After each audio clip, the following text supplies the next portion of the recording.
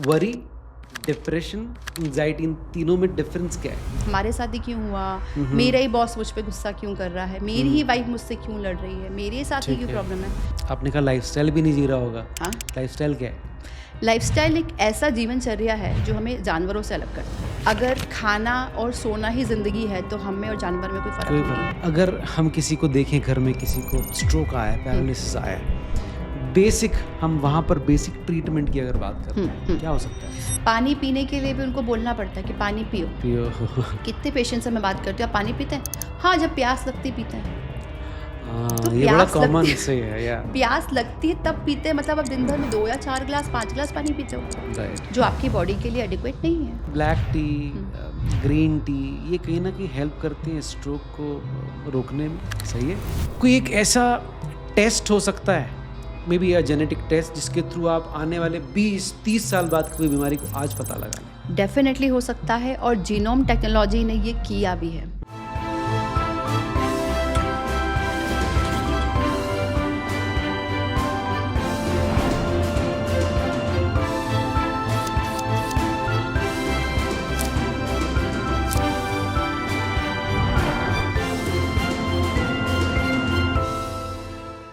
First of all, thank you very much, Dr. Neha, for coming on the Navneet show. Thank you so much for having me here today. It was a pleasure to be with you. Thank you very much. आपका एक slogan है जो बड़ा कमाल है, वो कहता है लकवा मुक्त भारत। जी। ये लाइन मुझे कहीं ना कहीं ऐसा खींच कर लेकर गई कि एक पहला सवाल ये रखा जाए कि ये थॉट दिल में कहाँ से आए कि लकवा मुक्त भारत करना है। अलग अलग चीज़ों से लोग मुक्त करना चाहते हैं भारत को, लेकिन लकवा मुक्त भारत मैंने कभी नहीं सुना था। देखिए, हर चीज़ के पीछे कहीं ना कहीं आपका पर्सनल कोई ना कोई टच होता है। अच्छा, इसके पीछे कहानी है ना कोई? जी जी, Okay, बिल्कुल। बताइए। ये कहानी मुझसे ही शुरू होती है। और क्योंकि मैंने इस बीमारी को झेला है, मैंने इस बीमारी का एक वो रूप देखा है जहाँ पे हम लोग फिजिकली इमोशनली डिपेंडेंट हो जाते हैं। ओह, तो इसीलिए मुझे ऐसा लगा कि ये चीज़ में अगर लोगों को एक अवेयरनेस मिलेगी और इस बीमारी के लिए अगर लोगों को प्रॉपर रोकथाम मिलेगी, तो एक व्यक्ति डिपेंडेंट भी नहीं होगा, वो सुसाइड भी नहीं करेगा और वो अपने साइकोसोमेटिक प्रॉब्लम में भी नहीं जाएगा।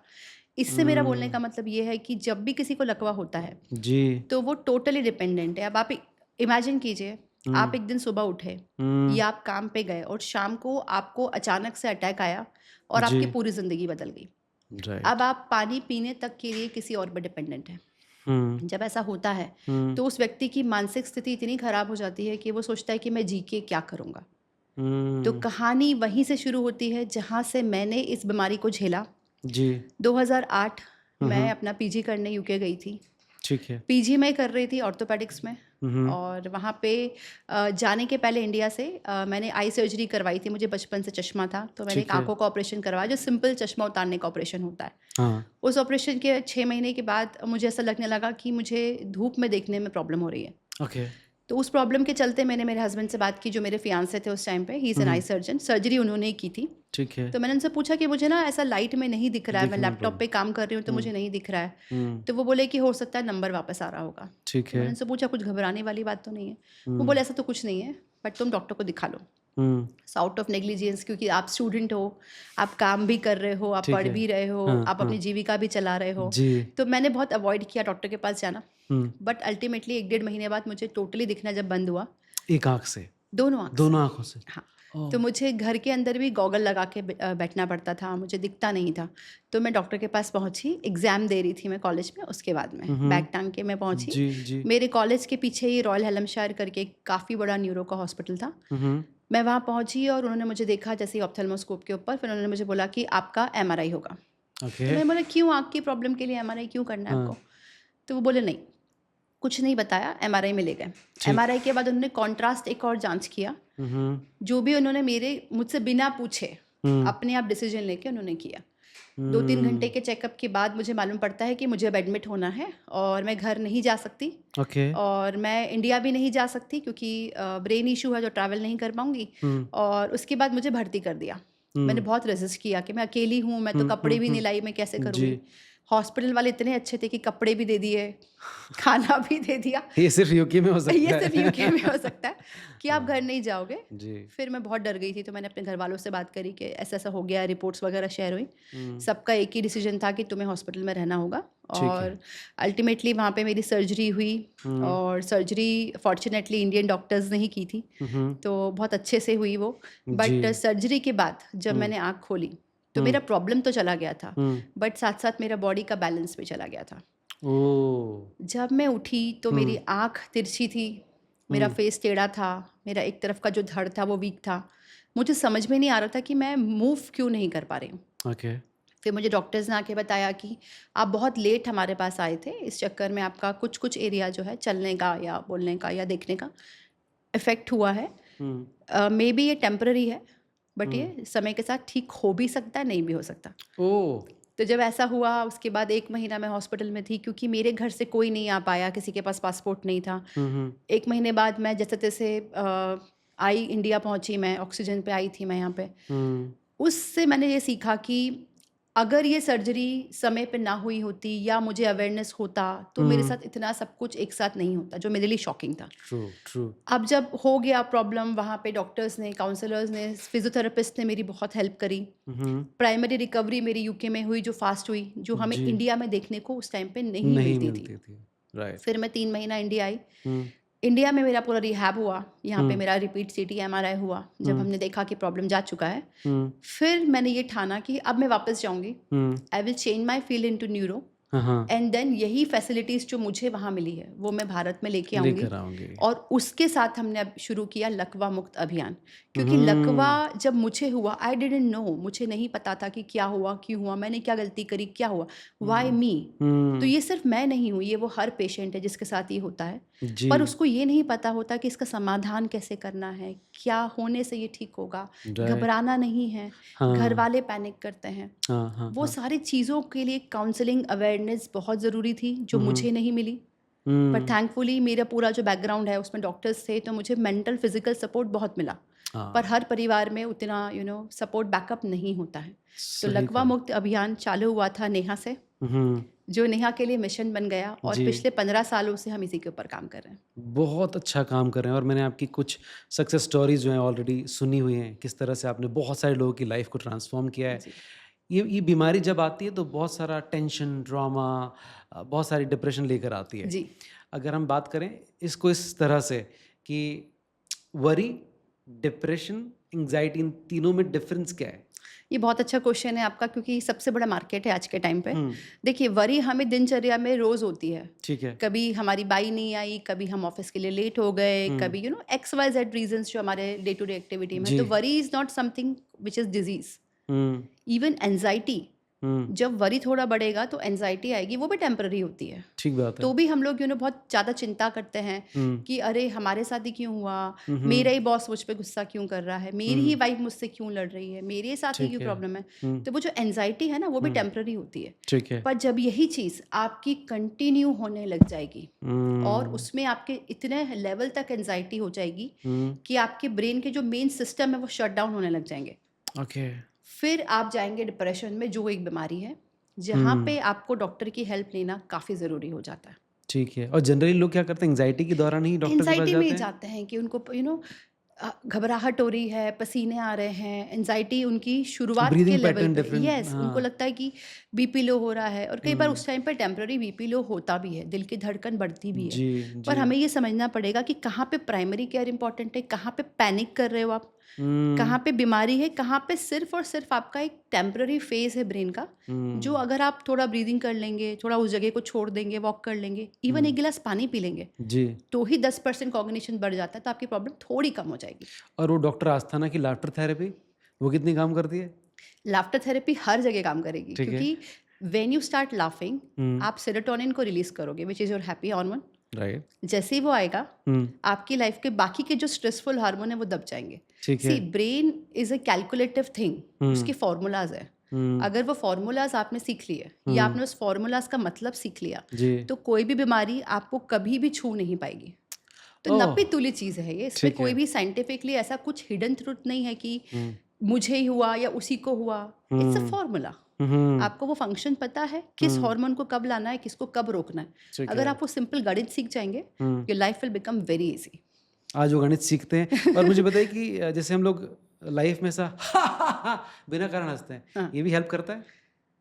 करता है टेम्पररी फेज में, बट देखिए आपने जब वो पिक्चर रिलीज हुई थी, उसका मेन जी। फंक्शन क्या था, उसका मेन मकसद क्या था पिक्चर का, कि आप कैसे भी कंडीशन में हो वहाँ पे आपको हंसते रहना है, मुस्कुराते रहना है। ठीक। बट कई बार रियल सिनेरियो में ये पॉसिबल नहीं होता है, और आप ऐसा करते हो तो लोग आपको कुछ अजीब सी नज़रों से हाँ, देखते हैं। सही बात है। ठीक है, बट अगर वही चीज़ आप फिजिकली हंस नहीं रहे हो तो भी आप मेंटली फील कर रहे हो। फॉर एग्जाम्पल, आप बहुत टेंशन में हो, आज बहुत स्ट्रेस है आपको, पर आपने अपने मन को बोला all is well, all is well. All is well, yes. अंदर अंदर बोल रहे हो, you know actually smiling from inside, not even laughing like हा हा हा in front of everyone, because people will think something else. हाँ, पर आपने दिल को मना रहे हो कि सब कुछ ठीक है। एग्जैक्टली, बिकॉज यही होता है। हाँ। हमारा ब्रेन एक छोटा बच्चा है, उसको मनाया जा सकता है, उसको बताया जा सकता है, उसको जो आप सिखाओगे वैसा वो काम कर सकता है। पता नहीं क्यों हमने उसको हवा बना रखा है, पता नहीं क्यों हमने उसको बिजनेस बना रखा है, बट वो छोटा बच्चा है। इट इज़ जस्ट लाइक उसको जैसा आप बोलेंगे, जो आप फीड करेंगे, वो वैसा ही काम करेगा। राइट। नपा तुला फंक्शन है, फॉर्मूलाज है, उसी पे काम करना होता है। ग्रेट। तो आज ये जो पॉडकास्ट है, ये मैथमेटिक्स से भी बहुत ज़्यादा रिलेट करता है। Mathematics of brain. Mathematics of brain, Yes. Right. अच्छा, कोविड के बाद ब्रेन अटैक बहुत ज़्यादा बढ़े, क्या रीज़न रहा इसके पीछे? देखिए, सबसे पहले तो कोविड के बाद क्या हुआ, उसके पहले मैं आपसे बात करना चाहूँगी कि ब्रेन में हुआ क्या। देखिए, Okay. हमारे ब्रेन में 3 मेन एरिया होते हैं। एक होता है ब्रेन स्टेम, मतलब स्टेम मतलब जड़। ठीक है। किसी भी चीज़ की जड़ अगर खराब होगी तो प्लांट खराब हो जाएगा। ठीक सेम बात, लाइक बिल्कुल सेम विद बिल्कुल ब्रेन। ठीक बात। यस। तो ब्रेन स्टेम हमारे वाइटल फंक्शन जैसे ब्रीदिंग, रेस्पिरेटरी रेट, हमारा थर्मो रेगुलेशन, उन सबको कंट्रोल करता है विदाउट हमारी जानकारी के। अभी आप और मैं बात कर रहे हैं, सांस ले रहे हैं, हम उसको कंट्रोल नहीं कर रहे हैं। हाँ, ये automatically. So that is brain stem, मतलब हमारे ब्रेन की जड़। ठीक है। सेकेंड आता है आपका लिम्बिक सिस्टम, थोड़ा आप ब्रेन के ऊपर जाएंगे जब आएगा। लिम्बिक सिस्टम हमारा इमोशनल सेंटर है। जितनी भावनाएं हम फील करते हैं, प्यार, गुस्सा, एंगर, कुछ भी चीज़ हमारी लाइफ में है, वो इमोशन सेंटर लिम्बिक सिस्टम करता है। ठीक है। फिर हम आएंगे आगे की तरफ, तो यहाँ पे प्री फ्रंटल कॉर्टेक्स, ये हमारा इमोशनल सेंटर है।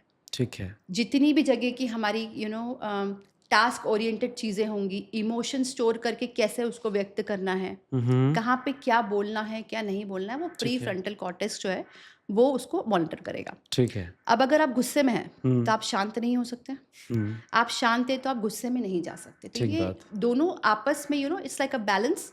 If one is there, other is not there. अब हुआ क्या, जब कोविड आया, पहली चीज तो हमारे लिए वो एक अननोन एनिमी था, जिसके बारे में हमें कोई जानकारी नहीं थी। ठीक बात है। अचानक से हमको बताया गया कि अब आप घरों के अंदर बंद हैं, ऐसा हो रहा है, कोई दवाई नहीं है, कुछ नहीं है। तो पहला आया थ्रेट। राइट। थ्रेट में हमारा जो एमिगडाला होता है, जो लिम्बिक सिस्टम का ही एक पार्ट है, जी। वो हाईजैक हो जाता है एक तरीके से, इट गेट्स फायर्ड। ओके। तो हमारा जो बॉडी है वो फ्राइट एंड फाइट मोड में जाता है। मतलब अब वो रिलीज करेगा साइटोकाइन, जो हमारे हॉर्मोन्स हैं, जो सिर्फ स्ट्रेस में आते हैं और वो फाइट करते हैं जो भी टेरर, जो भी एनिमी आ रहा है। ठीक है। अब वो एनिमी अननोन है, फियर है आपको, और ये भी नहीं पता कब ठीक होगा। Right right right, it is on here. ये भी नहीं पता कब ठीक होगा। और फिर जिनको कोविड हुआ, उनके अंदर भी एक साइटोकाइन स्ट्रोम बना। Yes yes. आंधी थी वो एक। उस आंधी ने उस हर शख्स के अंदरूनी उस हिस्से को अफेक्ट किया जहाँ पे वीकनेस थी। फॉर एग्जाम्पल, अगर कोई डायबिटिक था तो उससे किडनी को अफेक्ट किया, डायबिटीज को बढ़ा दिया। कोई व्यक्ति जिसको आर्थराइटिस था, उसके जॉइंट्स खराब कर दिए। कोई व्यक्ति जिसको बीपी, कोलेस्ट्रॉल था, उसको स्ट्रोक ले आया। तो इट वाज लाइक अ आंधी एंड तूफान, जिसने उस पूरे एरिया को डिस्टर्ब किया जहाँ पे वीकनेस थी, जो कमजोर था उसको, जो कमजोर था। हाँ, और कई लोग ऐसे भी थे जिन्होंने इसको सिर्फ अपने मेंटल टफनेस से हराया। कई लोग ऐसे भी थे जो डर के कारण ही जरा से जी नहीं पाए, जिन्होंने अपना जिंदगी गवा दी। तो इट वाज जस्ट लाइक अ आंधी तूफान, जो एक आया और गया, बट जो सरवाइव करा, दे वर फाइटर्स। तो कोविड के बाद बेसिकली जो बीमारियां थी, उन्होंने अपना रूप बदला, क्योंकि बॉडी ने अलग तरीके से अपना इम्यून सिस्टम क्रिएट किया। ठीक बात है। पर अगर उसी साइटोकाइन स्टॉर्म के बीच में कोई व्यक्ति ने एडिक्शंस बढ़ा लिए, निकोटीन, सिगरेट, दारू, बहुत सारी कॉफ़ी कंज्यूम करना, लोगों की जॉब गई तो स्ट्रेस आया, तो जब ये सारी चीज़ें कॉम्बाइन हुई, तब आपका बीपी रेज हुआ, या तब आपकी बॉडी में क्लॉट बनने की क्षमता आई। ठीक तब बात। आया स्ट्रोक। हम्म, और वही क्लॉट अगर आपके हार्ट में जाएगा तो हार्ट अटैक कर देगा, वही ब्रेन में जाएगा तो ब्रेन ब्रेन अटैक कर अटैक कर देगा। देगा, तो right. Reason was same, hmm, but उन्हीं लोगों में जिनमें कॉम्बिनेशंस ऑफ प्रॉब्लम्स थे हम्म, ये ज़्यादा सुनने को मिला, और वो ग्रुप था यंगस्टर्स का, हम्म, यंग एज प्रॉब्लम्स। तो it was like a pandemic which came, hmm, and जिसका असर अब हम समझ पा रहे हैं कि क्यों हो रहा है यंग लोगों में। तो it is not now, it has happened few months back. Okay, yes. Right. अब अगर इसका बिल्कुल बेसिक पूछा जाए कि स्ट्रोक के पीछे के कारण क्या होते हैं या पैरालिसिस के पीछे के रीजंस क्या होते हैं? मेन रीज़न होता है अनकंट्रोल बीपी, हम्म, अनकंट्रोल डायबिटीज़, अनकंट्रोल कोलेस्ट्रॉल। ये 3 मेन रीज़न है। इन्हीं तीनों के चौथा चलते है होगा। Lifestyle, hmm, stress, okay. That's it. तो क्या हाई बीपी ज़्यादा बड़ा रीज़न है या लो बीपी भी एक कॉज हो सकता है इसका? नहीं, लो बीपी में आप ज़्यादा से ज़्यादा गिर जाएँगे। ठीक है। हाई बीपी में आपका कोई ना कोई नस फट जाएगी हम्म, या कोई ना कोई डैमेज इंटेली, क्योंकि it's like a pressure cooker, हाँ, प्रेशर बढ़ेगा यस, तो कुछ ना कुछ फटेगा, हम्म, ब्लीडिंग होगा। राइट, राइट, तो right. High BP is a major problem, but सब पेशेंट्स में हाई बीपी नहीं मिला है। मैक्सिमम पेशेंट क्लॉट के मिले हैं इनफैक्ट, हम्म, जो कहीं ना कहीं स्ट्रेस, कोलेस्ट्रॉल की वजह से आया है या डायबिटीज़ की वजह से आया है, जो उनको पता ही नहीं था कि दे आर सफरर्स। आप हिस्ट्री पूछेंगे, आपको कुछ था नहीं था, हाँ, कभी चेक कराया तो नहीं कराया, नहीं कराया, तो कराया ही नहीं तो पता ही नहीं होगा, तो दवाई भी नहीं ले रहा होगा, सही बात लाइफस्टाइल है। भी नहीं जी रहा होगा। हाँ, ये रीजंस थे, unknown because they don't know the threat which is coming to them. आपने कहा लाइफस्टाइल भी नहीं जी रहा होगा। हाँ, लाइफस्टाइल क्या है? लाइफस्टाइल एक ऐसा जीवनचर्या है जो हमें जानवरों से अलग करता है।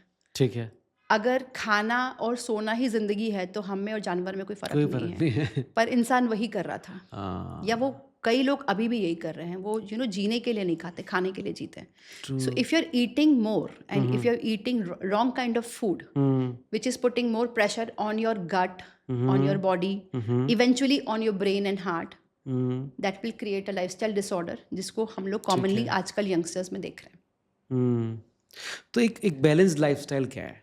बैलेंस लाइफस्टाइल इज समथिंग जहाँ पे आपका adequate amount of sleep, adequate amount of खाना, खाने की वैरायटी, वैरायटी, ठीक है। एडिक्वेट अमाउंट ऑफ हाइड्रेशन, क्योंकि लोग पानी ही नहीं पीते, हाँ, भूल जाते हैं। भूल जाते हैं, हाँ। तो ये खाना पीना सोना और रहना, इन चारों का कॉम्बिनेशन। एग्जाम्पल मैं आपको देती हूँ। जी, हमारी थाली में एक पूरा रेनबो कैरेक्टरिस्टिक्स होना चाहिए, जैसे जितने भी रंग की सब्जियां हैं वो उसमें होनी चाहिए। वो उसमें होनी चाहिए। दालें, that is adequate diet.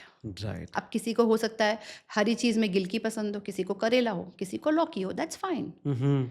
Orange में आपके पास ऑरेंज है, मौसम्बी है, कीनू ठीक है ना। अलग अलग कलर के हमारे पास फ्रूट्स हैं, सब्जियां हैं, जिसको हम लोग वैरायटी में ले सकते हैं। ठीक है। तो at least out of 7 colours you should have at least 4, and you should change it every day, क्योंकि हर दिन आप एक प्रकार का खाना नहीं खा सकते। नहीं खा सकते। पर हम देखते हैं लोगों की थाली में सिर्फ और सिर्फ कार्बोहाइड्रेट होता है, रोटी और चावल। प्रोटीन तो होता ही नहीं है, ठीक है। एंटीऑक्सीडेंट्स, फाइबर, सलाद तो होता ही नहीं है। तो जो आप खाओगे वैसे ही बॉडी रिएक्ट करेगी। फिर आप चलोगे नहीं तो वो पचा ही नहीं पाएगी। पानी पीने के लिए भी उनको बोलना पड़ता है कि पानी पियो। कितने पेशेंट से मैं बात करती हूँ, आप पानी पीते हैं? हाँ, जब प्यास लगती पीते हैं। हाँ, तो ये बड़ा प्यास कॉमन लगती से है, या प्यास लगती है तब पीते हैं, मतलब आप दिन भर में 2 या 4 गिलास, 5 गिलास पानी पीते हो, राइट। जो आपकी बॉडी के लिए एडिक्वेट नहीं है। सोते हैं, हाँ सोते हैं ना, कितनी बजे? जब नींद आती है। जब नींद आती है तो किसी की नींद 11 बजे होगी, किसी रात को 2 बजे होगी। तो हमारे स्लीप साइकिल जो है वो भगवान ने वैसा बनाया है, जो हमारी रात में नींद है वो हमारी बॉडी को हील और रिपेयर करती है। जब वो नहीं होगा तो हमारा ब्रेन जो है वो रिलैक्स नहीं कर पाएगा, वो अपना हीलिंग नहीं कर पाएगा, तो हमारी बॉडी में सारी बीमारियां एक साथ इकट्ठी हो जाएंगी। जी, सर्कैडियन रिदम को फॉलो करना is also Yes, very important, yes. मेरे ख्याल से। ठीक है, एक चीज़ मुझे बताइए कि जैसे जब किसी को हार्ट अटैक आए या उसकी संभावनाएं की जब बात होती है तो उनको कहा जाता है कि आप अपने पास में ये कुछ टैबलेट्स रख कर चलें, और अगर आपको ऐसा लगे कि अटैक आया तो आप तुरंत इसको कंज्यूम कर ले लें। सिमिलरली क्या स्ट्रोक और पैरालिसिस के लिए भी कोई मेडिसिन है जो कि आदमी को साथ में रख कर चलना चाहिए? एज सच अभी तक कोई ऐसी सिस्टमिक मेडिसिन नहीं है, पर हाँ अगर आपको पता है कि आपको बीपी है, ठीक है। तो आपको बीपी की दवाई साथ में रखनी है और खाना है भूले बिना, क्योंकि लोग भूल जाते हैं। हाँ, अगर आपको डायबिटीज़ है और आप मान लीजिए इंसुलिन पे हैं, तो आपको वो टाइमिंग मेंटेन करके अपनी एसेंशियल ड्रग्स को अपने पास रखना है। ठीक है। पर एज सच कोई दवाई जो स्ट्रोक को प्रिवेंट कर सकती है, there is nothing like that, because stroke के भी 2 टाइप होते हैं।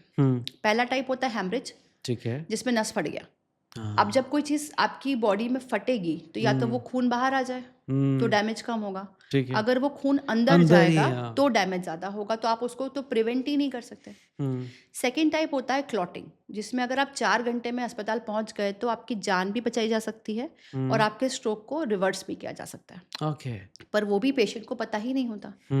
तो जैसे ही आपको स्ट्रोक हो, अब उसके कुछ साइंस होते हैं जिसको हम बोलते हैं फास्ट। ठीक है। Fastest first is your face, सबसे पहले आपके चेहरे पे तिरछापन आएगा, ओके। है ना। सेकंड वुड भी आपके हाथ से सामान छूटने लग जाएगा।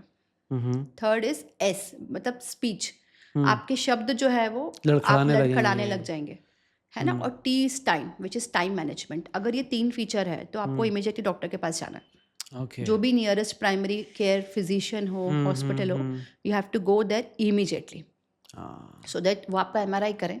एमआरआई में मालूम पड़ेगा कि which type of problem you have got and accordingly treatment होगा कि इंजेक्शन लगाना है कि नहीं लगाना, या आपको बीपी मॉनिटरिंग पे डालना है तो क्या देना है, आपका स्ट्रोक का टाइप क्या है, ठीक वो है। एमआरआई के बाद ही क्लियर होगा। तो there is no medication as such, but yes essential medicine आपको कैरी ज़रूर करना चाहिए, क्योंकि हम भूल जाते हैं। राइट।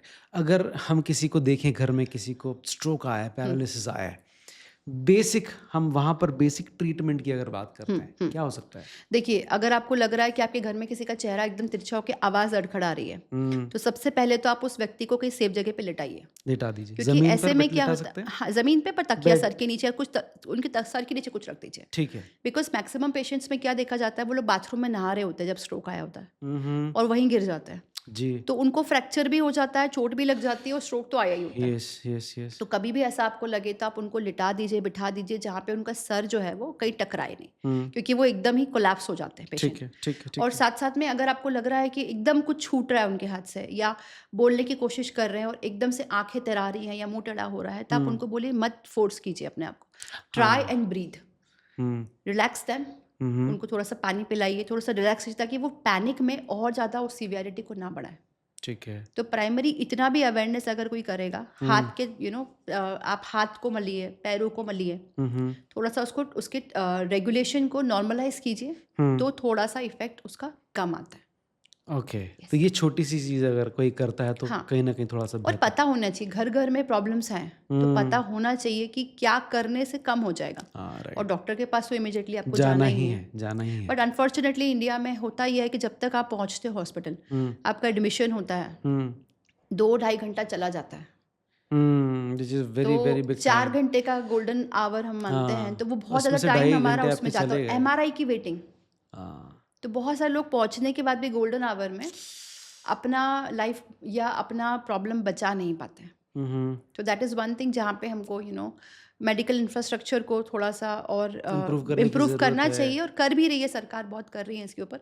बट फिर भी वो व्यक्ति जिसको लेट हो जाता है ना, उसका जीवन भर उस चीज़ का उसको मलाल रहता है। सही तो कह रहे फिर हैं। जब आके बोलते हैं कि मैम हम तो पहुंच गए थे, हम तो रात को ही पहुंच गए थे, हमको रात भर रखा, एमआरआई नहीं किया क्योंकि टेक्नीशियन नहीं था। ये तो होता वो है इंडिया में चीज़, भी। हाँ, बहुत छोटे शहरों से जो लोग आते हैं, गांव से जो लोग आते हैं, वो हॉस्पिटल पहुंच भी गए तो वहाँ डॉक्टर नहीं है, जब तक वो रेफर करेंगे आपको इट्स टू लेट। तो कई बार पेशेंट पहुंच जाता है पर उसको तो facilities it is just like activated bad luck हाँ। कि आपको वो नहीं मिल पाई लिंक, कहीं ना कहीं somehow you did not get to the person who can help you. Yes yes. So it is just not your body, it is sometimes it's luck also. हम लोग बोलते हैं karmas. So I always believe in karma, and I always believe कि जो होता है उसके पीछे रीजन है। तो कहीं ना कहीं कुछ कुछ चीज़ें रिलेटेड है, जो आपकी कभी किस्मत खराब होगी ना, तो आप पहुंच भी जाएंगे तो भी प्राइमरी ट्रीटमेंट नहीं स्टार्ट होगा। But this is something which should not happen to anyone, it is in no one's hand. Yes yes yes. Yes. मैंने कहीं पर पढ़ा था कि ब्लैक टी, ग्रीन टी, ये कहीं ना कहीं हेल्प करती हैं स्ट्रोक को रोकने में, सही है? ग्रीन टी और ब्लैक टी बेसिकली एंटीऑक्सीडेंट्स हैं। ये कोलेस्ट्रॉल को भी शायद कम कर सकती है जी। वेट को भी शायद कंट्रोल कर सकती है, पर there is no supporting evidence कि स्ट्रोक को कम कर सकती है। ठीक है। ऐसे बहुत सारे मिथ्स, ऐसी बहुत सारी धारणाएं हम लोग फेसबुक इंस्टाग्राम पे देखते हैं, पढ़ते हैं हाँ। कि आप ये पॉइंट दबाओ तो इससे ये होगा, आप ये ये दवाई पियो, हाँ, पता नहीं क्या आप ये पियो तो इससे ये होगा जी। तो एक तरीके का मार्केट चल पड़ा है इसके हाँ, अंदर, जी। जो मुझे लगता है कि जब तक प्रॉपर एविडेंस नहीं है, जब तक प्रॉपर स्टडी नहीं है, लोगों तब तक को उसको उसको follow ना हाँ करें। ट्रायल एंड एरर अपने ऊपर नहीं करना चाहिए। हाँ, कोई लेस क्रिटिकल पेशेंट है या कोई रिकवरी के टाइम आ रहा है, if you can want to press that point, give them green tea and black tea and see के कुछ इंप्रूवमेंट है, that is a matter of trial, ठीक बट है। Right now there is no evidence supporting that. पर अगर हम किसी अच्छे फूड या फ्रूट की बात करें, क्या हो सकता है? सबसे अच्छी चीज़ जो आप दे सकते हो एक पेशेंट को जिसको स्ट्रोक आया है, तो there is not one, there are 5 fruits. Oh! बताइए प्लीज़। सो देखिए, इंडिया में क्योंकि अलग अलग जगह पे अलग अलग फल मिलते हैं, ठीक है। बट कुछ प्राइमरी फल हर जगह मिलते हैं। ठीक है। तो एक होता है बनाना, मेरे मुँह पे सबसे पहला नाम बनाना आने वाला था। उसके अंदर बहुत सारा पोटाशियम है, बहुत रिच है, बट बनाना भी आप हर एक को नहीं दे सकते।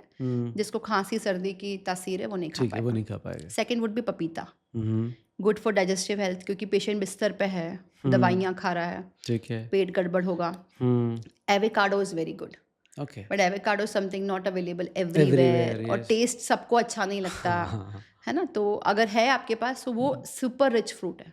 ठीक है। फोर्थ है ड्राई फ्रूट। हुँ, अभी वो फ्रूट नहीं है पर है dry fruit, but it comes in the category which is essential like fruits. Hmm, तो प्रोटीन कंटेंट होता है बादाम, अखरोट, सर्दियों में चिलगोज़ा, क्योंकि इसमें क्या होगा, पेशेंट की मसल सूखती है, तो एट्रॉफी होगी अगर प्रोटीन नहीं होगा, वो खा नहीं पा रहा होता कई बार उतना। ठीक है। तो गिव देम ड्राई फ्रूट्स इन एडिक्वेट अमाउंट, ताकि उसका प्रोटीन का कंटेंट पूरा हो। पांचवा है नारियल पानी, rich yes. Source of potassium, very very good for thermoregulation and urinary system, क्योंकि पेशेंट की बॉडी में सारा कुछ उथल पुथल है, आंधी है, हुँ, तो गंदगी निकलना भी ज़रूरी है। तो उसमें काफ़ी हेल्प करता है, एनर्जी रिप्लेनिश करता है, हुँ, तो बहुत टायर्ड फील करते हैं वो पेशेंट, बहुत थके हुए फील करते हैं, तो उसमें नारियल पानी is very good. But again किसी को अगर किडनी का प्रॉब्लम है तो डॉक्टर से चेक करना है। सारी चीज़ें सबके लिए नहीं है, बट हाँ, ये कंडीशन हमेशा अप्लाई। राइट, हमेशा ये ध्यान रखना कि जो भी Yes. चीज़ शुरू करें उसके पहले एक बार डॉक्टर हाँ को हाँ, कंसल्ट कंडीशन ज़रूर अप्लाई, करें। बिकॉज हर एक की बॉडी सेम नहीं, हर एक की बीमारी सेम नहीं है, तो it is not generalize for everyone कि यही करना है। जी, जी, डिफरेंट जी। फॉर डिफरेंट पीपल, सब्जेक्टिव है वो। For a healthy human being या एक मैजिकल फ्रूट बताइए जो खाना ही चाहिए। ड्राई फ्रूट्स, ठीक है। ड्राई फ्रूट में भी क्या? बादाम हुँ, और अखरोट। ठीक है। बादाम गर्मी में भिगो के, अखरोट भी गर्मी में भिगो के, हुँ, और ठंड में ऐसे ही खा सकते हैं, हुँ, क्योंकि बहुत अच्छा है, उसमें फैटी एसिड्स होते हैं, very very good soluble vitamins होते हैं जो हमें वैसे नहीं मिलते हैं। हुँ, और फिर कोई भी सीजनल फल, हुँ, आपको हर हफ्ते में कम से कम 4 से 5 टाइप के फल लेने चाहिए, ठीक जो भी है। सीजनल है। जो भी सीज़नल है। अति किसी भी चीज़ की नहीं खानी है कि आप रोज़ एक ही, कि जैसे आम आएंगे तो लोग आम ही आम खाते हैं, ठीक बात। शुगर बढ़ जाएगा, वेट बढ़ जाएगा, तो हर चीज़ एक दिन सेम नहीं होगी, hmm, it can change. Hmm, oranges आएंगे तो ऑरेंजेस के टाइम पे आप ऑरेंजेस लीजिए, हुँ, ग्रेप्स के टाइम पे ग्रेप्स लीजिए, चीकू आएगा चीकू लीजिए। ठीक है। हर फल जो माँ प्रकृति ने बनाया है, हुँ, उसके अंदर वो तत्व है जो हमारी बॉडी को हेल्प ही करेगा, ठीक बात तो है। वैरायटी चेंज कीजिए। Hmm, but dry fruit is something जो सब लोग ले सकते हैं विदाउट एनी एग्जम्पशंस, हुँ, कि किसको खाना है किसको नहीं खाना। तो ठीक बात। सेफ वे में आप वो लीजिए, बाकी फ्रूट्स में you check with the doctor, hmm, क्या मेडिकल इश्यूज आपको है, अस्थमा तो नहीं है, हुँ, कुछ आपको स्टोन का प्रॉब्लम तो नहीं है, चेक जी। विद द डॉक्टर कि मुझे क्या चीज़ फ्रूट्स में नहीं लेनी है या सब्जी में नहीं लेनी है, हुँ। अकॉर्डिंगली आप डिसाइड कीजिए उसको। अब मुझे बताइए ब्रेन थ्योरी क्या है? कैसे काम करती है? देखिए, ब्रेन के अंदर सिंपल 2 सब्जेक्टिव चीज़ें हैं। पहला है आपका सबकॉन्शियस ब्रेन, हुँ, एक है आपका कॉन्शियस ब्रेन। ठीक बात है। आप और मैं बातें कर रहे हैं, ये कॉन्शियस ब्रेन है, हम समझ पा रहे हैं, हम सोसाइटी में कैसे जीते हैं, वो कॉन्शियस ब्रेन है जिसको हमको सोशली एक्सेप्टेबल बनाना होता है। ठीक है। एक होता है हमारा सबकॉन्शियस ब्रेन जो हमारे अंदर है, जो दिखता नहीं है, हुँ, पर वो हमारे 98% फंक्शन को मॉनिटर करता है। ठीक बात है। तो ब्रेन के अंदर जो हमारे सेल्स होते हैं, मान लीजिए आप 1 लाख सेल लेके पैदा हुए हो, तो वो जीवन में कभी 1 लाख 1 नहीं होंगे, हुँ, वो बढ़ नहीं सकते, कम? कम हो जाएंगे, ठीक है। बीमारी से, डैमेज से, एडिक्शन से कम हो जाएंगे। और आजकल तो इतना ज़्यादा डिजिटल डेमेंशिया मिल रहा है, मतलब अगर आप इंस्टाग्राम फेसबुक के रील के एडिक्ट हैं, जी। तो आपके ब्रेन में एट्रॉफी 30-40 साल की उम्र में शुरू हो जाएगी, क्योंकि आपका जो चीज़ मूव नहीं हो रहा, यूज़ नहीं हो रहा, वो लूज हो रहा है। जी, तो आइदर यू यूज इट और लूज इट You वाला जो lose it. फंडा है वो ब्रेन हाँ, पे भी है। ठीक है। तो आपके ब्रेन के अंदर जो सेल्स की क्षमता है, उसके अंदर हर सेल के अंदर 84 GB डाटा स्टोर करने की कैपेसिटी है, ठीक और है। ऐसे ट्रिलियंस ऑफ सेल्स हमारे ब्रेन में हैं। हुँ, तो वो सिनेप्सिस बना सकते हैं, which is like a spider web, आपस में कनेक्ट होके वो पूरी बॉडी के सिग्नलिंग को चालू या बंद कर सकते हैं, या ठीक है। बेटर कर सकते हैं। ठीक है। वो आपको एक साधारण आदमी भी बना सकते हैं, हुँ, एक पीक परफॉर्मर भी बना सकते हैं, जीनियस। और आप चाहो तो महान से महान व्यक्ति उन्हीं न्यूरॉन्स की पावर को यूज करके बन सकते हो। तो इस क्षमता को बोलते हैं न्यूरोप्लास्टिसिटी। हमारे ब्रेन की एडेप्टिव पावर, जिसको हम मॉडिफाई करके अपने आप को, अपने समाज को, अपने परिवार को बेहतर बना सकते हैं, ये वो क्षमता है जो हमारे डे टू डे लाइफ में बहुत एसेंशियल है। Neuroplasticity, right? यस। अगर बहुत सारे पेरेंट मेरे ख्याल से इस वक्त सुन रहे होंगे, क्योंकि आपने बहुत अच्छी तरीके से कहा कि कोई भी इंसान जीनियस भी बन सकता है। यस। इस पर काम करें, कैसे काम करें, प्लीज देखिए, बताएं। न्यूरोप्लास्टिसिटी शब्द बना है 2 शब्द से। तो फर्स्ट इज न्यूरो, मतलब न्यूरॉन। ठीक है। न्यूरॉन मतलब सेल जो ब्रेन वाले है उसको न्यूरॉन बोलते हैं। प्लास्टिसिटी मतलब एडेप्टेबिलिटी। ठीक है। ये जो सेल्स है ये पूरी तरह से मॉडिफाई होने की क्षमता रखते हैं। ये अपने आप का पोटेंशियल बढ़ा के इलेक्ट्रिक पोटेंशियल जो क्रिएट होता है उसको बड़ा घटा सकते हैं। तो प्लास्टिक वो चीज़ है जिसको मॉडिफाई किया जा सकता है। राइट। तो दोनों शब्द को मिला के बना न्यूरोप्लास्टिसिटी। ठीक है। अब अगर कोई काम को आप रिपीटेटिवली करेंगे तो उस काम में आप जीनियस हो जाएंगे। राइट। पर उस काम को आपको कंसिस्टेंटली रोज करना होगा। फॉर एग्जाम्पल, अगर मैं स्ट्रोक की बात करूं, मान लीजिए किसी पेशेंट को उसका राइट साइड का एरिया पैरालाइज हो गया। अब वो राइट हैंडर था, तो वो क्या करे? तो जीवन खत्म हो गया। ना वो लिख पा रहा है, ना वो साइन कर पाएगा। तो बैंक का काम भी बंद, खाना पीना भी बंद, सब बंद है जी। पर अगर इवन वो ब्रेन डैमेज भी है तो भी अगर इस हाथ के फंक्शन को वो टेढ़ा मेढ़ा ही सही इस्तेमाल करना शुरू करे दे, हाँ। और रोज करे, हाँ। रिपीटेटिव करे, तो न्यूरॉन्स जो उसके आसपास के डैमेज के एरिया के हैं वो नया पाथवे बना देंगे।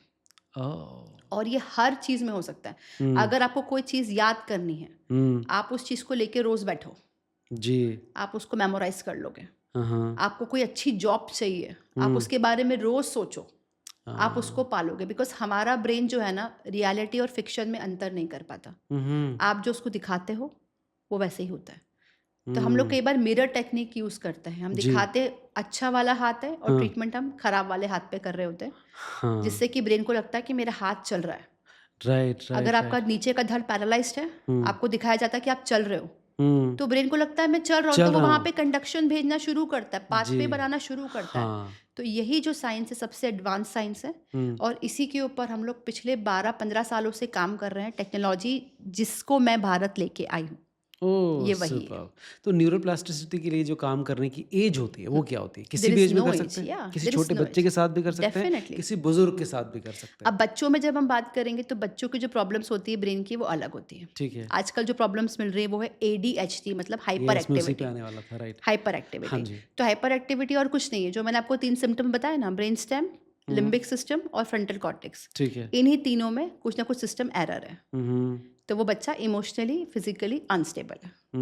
तो आपने क्या करना है, जो एरिया डायग्नोस हुआ कि कम काम कर रहा है उसकी प्लास्टिसिटी को बढ़ा देना, दैट्स इट। अब यही अगर किसी को मेमोरी इशू है या किसी को डिप्रेशन है, तो डिप्रेशन होगा तो प्री फ्रंटल कॉर्टेक्स उसका काम नहीं कर रहा होगा। उसका जो लिम्बिक सिस्टम में दूसरा एरिया है जहाँ पे स्ट्रेस है वो काम करेगा। तो आपने सिर्फ वो कैलकुलेशन करनी है।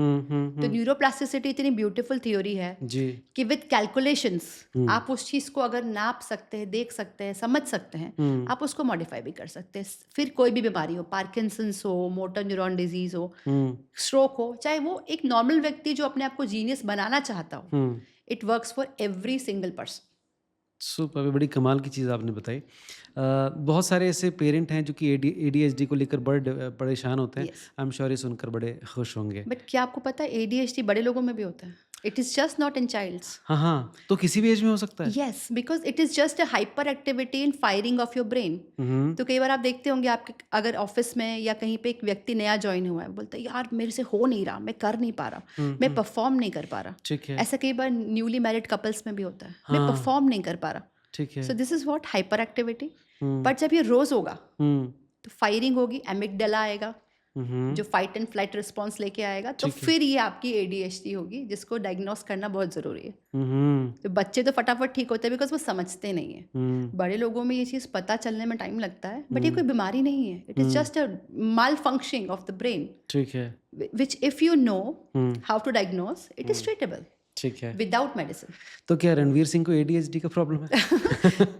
रणवीर सिंह को ADHD का प्रॉब्लम है कि नहीं, वो डायग्नोसिस तो नहीं बना है, पर हाँ जो एक्टिविटी वो करते हैं इट मेक्स हिम हैप्पी। ठीक है, बट अगर वो सोसाइटी एक्सेप्टेबल नहीं है तो फिर दिक्कत डेफिनेटली होती है। पर कई बार we live in 2 worlds. So there is nothing right or wrong about anyone's personality, हाँ, बड़ा subjective है। yes, it is subjective. yes, yes. अब जो हमारे लिए सही है वो दूसरे के लिए गलत हो सकता है। हम्म, तो राइट और रॉन्ग नहीं है यहाँ पे, एक ब्लैक और वाइट मैटर नहीं है। There is a grey territory which we still need to explore that. Right. AI का कितना इस्तेमाल है आपकी फील्ड में, कैसे काम कर रहा है? AI is something which I love now, क्योंकि बहुत जीवन आसान कर दिया है। सच में?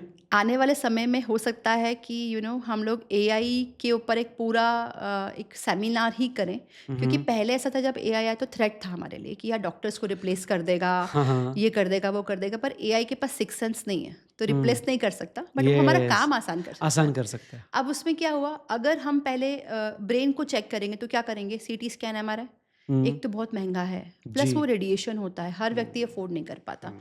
पर अगर मेरे पास आज एक पेशेंट है जिसको 4 साल हो गया स्ट्रोक को, ठीक उसको है। ठीक होना है, हम्म, तो मैं एआई के थ्रू उसका वर्तमान स्थिति पता कर सकती हूँ कि भाई क्या प्रॉब्लम रह गया। हम्म, अब मान लो उसके 2 हिस्से थे या एक हिस्सा डैमेज हुआ था, क्लॉट था, जहाँ क्लॉट आया उसके पीछे का हिस्सा मर गया। ओके, ठीक पर है। क्या अब वो 4 साल बाद ठीक हो सकता है? अगर उसके ब्रेन की एक्टिविटी को नापा जा सके हम्म, तो रास्ता निकल सकता है।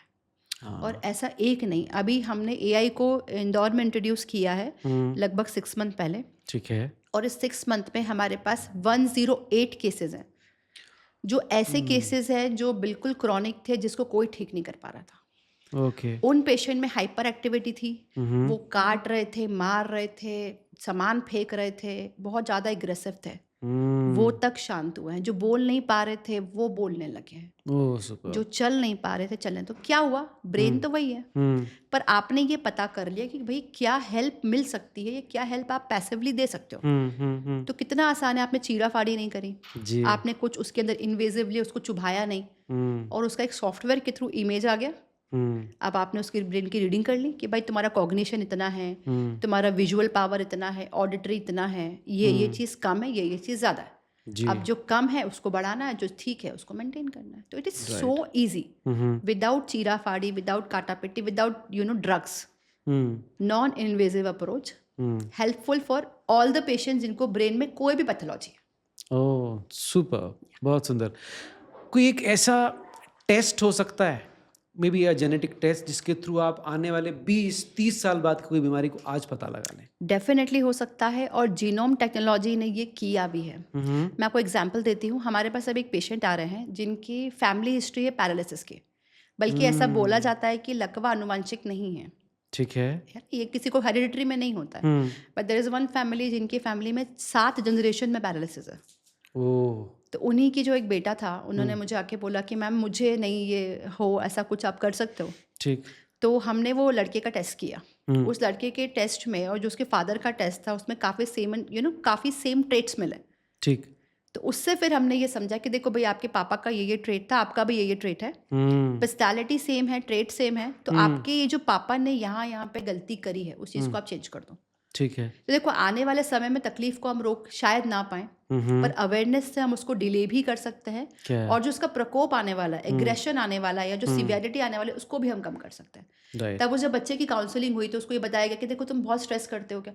हाँ, मुझे बहुत टेंशन होती है, पेपर आता है तो मैं पूरी पूरी रात नहीं सो पाता, और पेपर में जाते ही मेरे हाथ पैर बिल्कुल ठंडे हो जाते हैं, मैं लिख नहीं पाता। तो वो बहुत बड़ा स्ट्रेस था। जी।